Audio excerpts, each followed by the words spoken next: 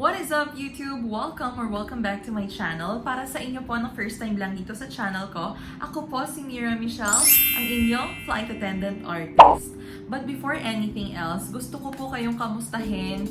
Kamusta? Sana okay ka lang kung sino ka mang nanonood ng video ko sa ngayon. I hope that your family is safe and sound. I don't know kung may pinagdadaanan ka man o kagaya ko na mabigat talaga yung pakiramdam ko. Pero alam mo, life goes on. Wala naman tayong choice. Kailangan nating mag-move on, mag-move forward. Natutunan ko lang na dapat hindi tayo mawalan ng pag-asa. And for today, we are back again for another sit-down video na matagal ko nang hindi nagagawa dahil busy na rin sa work at saka, ayun nga, meron akong mga pinagdadaanan na naging dahilan kung bakit nawalan ako ng interest for some time sa pag-record ng videos and pag-social media. Maybe for a good 2 weeks or a week lang naman. Anyway, for today's content, gagawa ako ng video na hindi ko pa nagawa ever in my life, which is a haul video.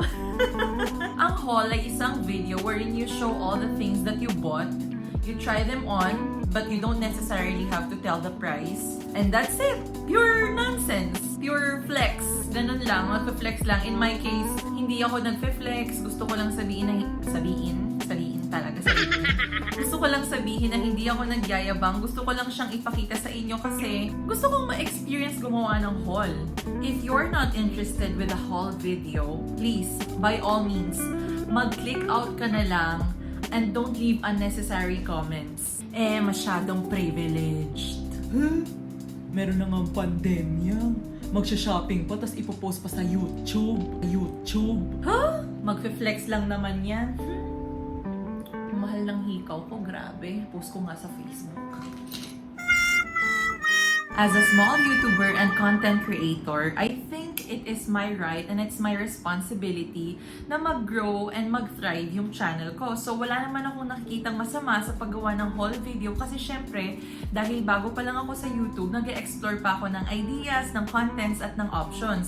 And bakit ko naman i-hold back yung sarili ko kung wala naman akong nasasagasaang tao? Kaya please lang, if you're not willing to see this haul, mag-click out ka na lang. Kung sensitive ka, mag-next video ka na lang. Kagaya nga ng sinabi ni Madam Alex Gonzaga. So, if you're one of those people who are supporting me all the way, who have been watching me since I started my channel, thank you so much. Please know that I appreciate you. And without further ado, let's get started.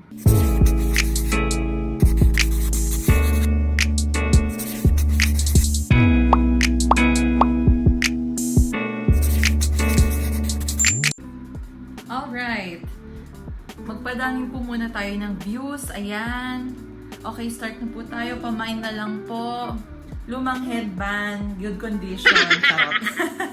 Hoy, I'm supporting all my friends who have online businesses. Saludo ako sa inyo. Grabe, ang galing yung dumiskarte sa gitna ng pandemya. Trust me, I am with you. Naiintindihan ko kung ano yung pinagdadaanan nyo ngayon. Ayun lang, gusto ko lang sabihin na I salute you. Mabuhay kayo. Ang galing nyo.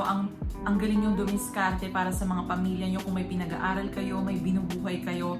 Thank you so much for doing that on their behalf. Kasi talagang nafe-feel ko kayo dahil yung nanay ko rin dati, nagbenta rin siya noon ng kung ano-ano para lang mapatapos kami, para makapag-aral kaming magkakapatid. And trust me, nakita ko yung struggle na pinagdaanan niya. And that time, wala pang internet. So, paano siya makaka-reach ng audience and ng customers kung wala siyang platform, di ba? So, dati nagbabahay-bahay siya. Sinasamahan ko siya noon. Nagbebenta siya ng pulveron. Baby pa ako noon. Not baby, pero mga 4 years old, natatandaan ko na gumagawa ng pulveron yung mama ko. So, ayun lang. Saludo talaga ako sa inyong lahat. Mabuhay kayo. So now, disclaimer, hindi ako materialistic na tao. I rarely do shopping outstation kasi talagang nagtitipid ako dahil meron ako mga pinag-iipunan and priorities sa buhay. Pero dahil na-stuck ako dito sa Middle East for almost 6 months dahil sa pandemya, syempre, kailangan ko rin ng stress reliever para rin ma-rewardan ko yung sarili ko dahil nga nakakaaning, nakakapraning kapag ka nasa bahay ka lang at wala kang ginagawa. So, syempre, as a girl, isa sa mga favorite kong stress reliever ay ang pagsha-shopping. So, all these things na ipapakita ko sa inyo ngayon ay hindi ko binili ng isang beses lang. Hindi ako ganun kayaman, Brad. Puta Brad, ganun ka kayaman! Ayan, iisa-isahin ko siya and later on, we're gonna do a try-on haul. Try-on haul. Go, first. Unahin natin ang Primark. Yan. So, ang Primark bag ko po ay punit-punit na. Pero okay lang, naka-hold pa rin po siya ng items. Pwede nyo po itong bilhin for 10 pesos na lang po, 10 pesos. Huwag na po kayo sa Divisoria bag. Ito po, biodegradable po ito. Ayan. Charot. Okay, first item. Bumili ako ng 3 pairs ng 90s. Bale, ito siya. Sobrang lambot ng tela niya and napaka-sexy and ang lakas makaganda. Kagaya ng suot ko, tingnan niyo. Ito siya, guys. Ayan. Parang pwede nyo rin siyang isuot for for gimmick, girls night out. Tapos adjustable din yung belt niya. And very sexy lang para sa mga flat-chested na kagaya ko. Hindi nyo na rin kailangang mag-bra kasi wala rin akong bra. Honestly. Bumili ako ng 3 pairs. One for my sister-in-law. The other one is for myself. And syempre sa mommy ng jowa ko. Kung hindi nyo pa napapanood yung Athens vlog ko, pagkatapos nito, panoorin nyo na. Ito yung first pair. Ito yung second pair. Third pair para kay sisterette ko, Ate Shara. And ito yung isa pang pajama. Ayan, sobrang ganda niya. Ang lakas makaganda talaga and napaka-colorful. I'm a fan of colors talaga. Next is, this one is also from Primark. This is cotton leggings kasi I'm a yogi. I practice yoga. So, kailangan ko na ng bago kasi yung luma ko napunit na dahil nga kaka-stretch ko. Next one is a summer bag or beach bag. This is also from Primark. Ayan. Primark. Ito ay para naman sa aking mudra. At ito naman ay para sa nanay ng jowa ko. Ayan. Ito yung gusto niya kasi minessage ko siya kung ano yung gusto niya. Mamili ka. Pinapili ko siya. Pinagdasal ko talaga na ito yung piliin niya. Luckily, ito yung pinili niya. So, ito para kay mama. Kasi bagay ito kay mama. Mahilig si mama sa mga ganito. Ang ganda niya kasi, ang hilig ko sa light colors. Mahilig din ako sa light colors. And syempre, summer ngayon, kailangan niya talaga to. Any season naman sa Pinas, pwede naman tong bag na to. So, hindi siya mahihirapang i-pair to sa kahit anong suot niya. I bought this onion and garlic from Athens. Grabe talaga. Ang ganda ng quality. Sobrang fresh, sobrang organic. Hindi na kayo malulugi. Alam mo, napaka-healthy pa nito. Talagang, naku, bet na bet ko talaga tong garlic na to. So, guys. Charot lang, guys. Binili ko lang to dyan sa tabi-tabi. Haul, diba? Lahat na lang i-haul. Mahilig din ako sa accessories. I love buying gold. Yung authentic Saudi gold. Pero, gipit-gipit tayo ngayon, mga sis. Although maganda siyang investment, tinigilan ko muna kasi pagka nandun ako sa gold shop, hindi ako tumitigil. Okay, magandang investment siya, pero nakaka-addict kasi alam mong maisusuot mo siya, tapos tumataas yung value. Dahil nga sa financial situation natin ngayon, bumili muna ako ng fake ones. Ayan, this is only for 3 pounds. Murang-mura na siya. Also, bumili ako ng rings kasi mahilig ako sa rings. And then, hoops. This is for my mom's boyfriend kasi obsessed din siya sa hoops kagaya ko. Nakabili rin ako for myself, which is this one. Ayan, oh, ang ganda. Sobra. Pwede mo siyang pang araw-araw. Also, this one for my mom kasi mahilig siya sa minimalist lang pero rock pa rin. And of course, makakalimutan ko ba ang aking sister-in-law. That's for her. Ayan. Nakakatuwa. This is my favorite dito sa haul na to.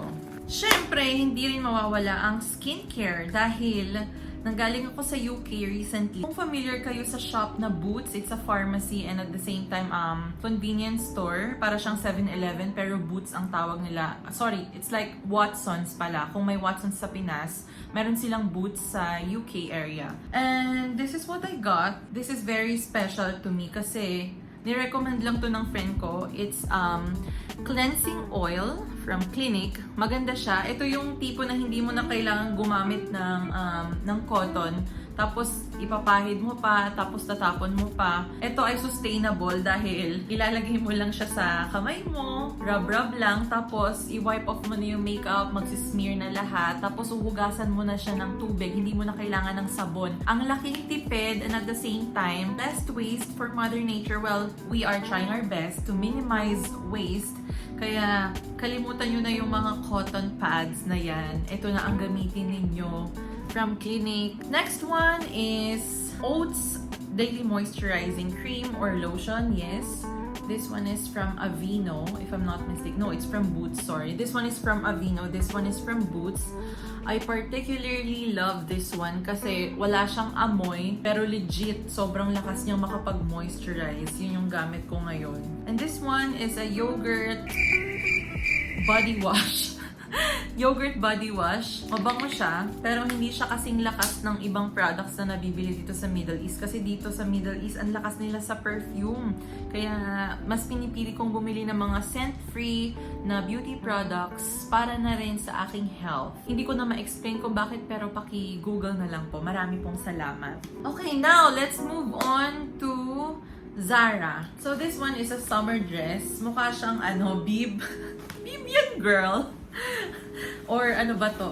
Mukha siyang maternity dress, ganon.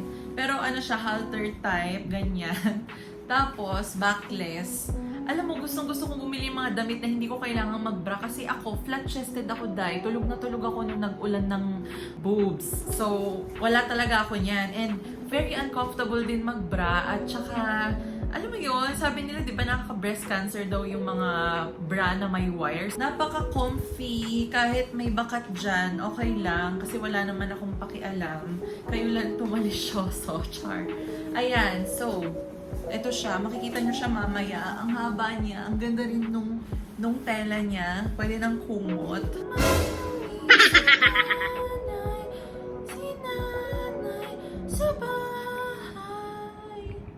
Junjun! Ingrid!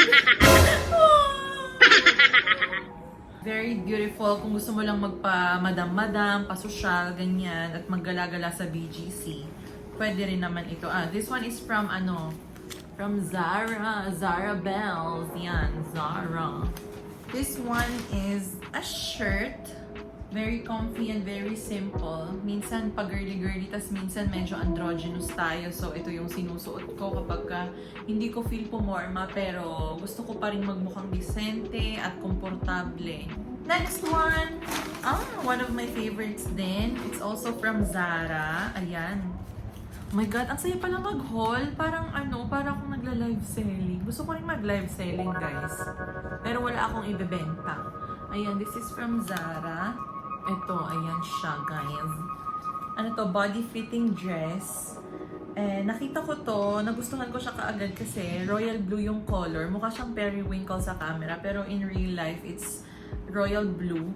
Nakikita ko si Maring Kylie Jenner at saka si Nadine Lustre. Nagsusuot sila ng mga body-fitting dresses. Tapos, magpe-pair lang sila ng sneakers or ng high heels. Next one is from Stradivarius. Familiar ba kayo dito sa brand na to? Ako, recently ko lang nalaman tong brand na to kasi nga hindi ako ma-shop. I'm so sorry, guys. Kaya, ayun, late na ako nung nalaman ko tong Stradivarius na brand. Anyway, this one is a cargo pants. Ayan. You see, it's from Stradivarius. Meron siyang pocket, 4 pockets. Usong-uso kasi ngayon yung cargo pants. Kung nanonood din kayo ng vlogs ni Ninia, si Ninia ay mahilig sa mga cargo clothes, mga parang boyish kind of look na very comfortable at the same time fashionable pa rin.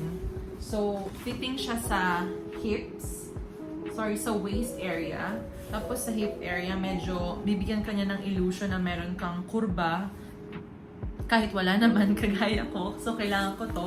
And, ang lakas lang makaastig nitong pocket dito. Naalala niyo ba yung 6 pockets noon? Yung mga sinusuot natin noon for Christmas party. Yung mga ex nyo, yung mga ex nyo na nagsusuot ng 6 pockets. Naalala niyo ba?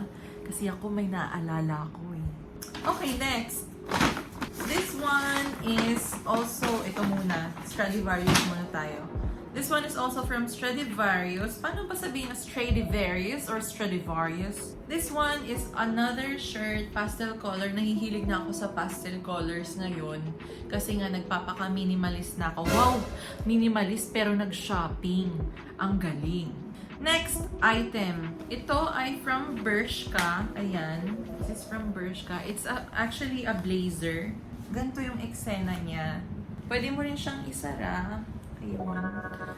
Tapos, okay na. This one is also from Bershka. Ito ay white heels. Nagamit ko na siya once. I'm happy.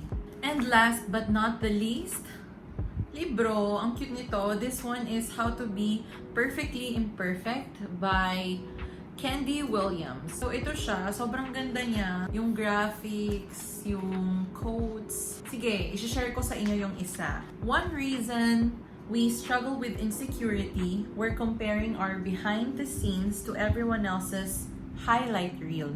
Oh, ang galing. So, ayun na. Tapos na. Napakita ko na lahat ng items sa inyo. Next stop, try on haul.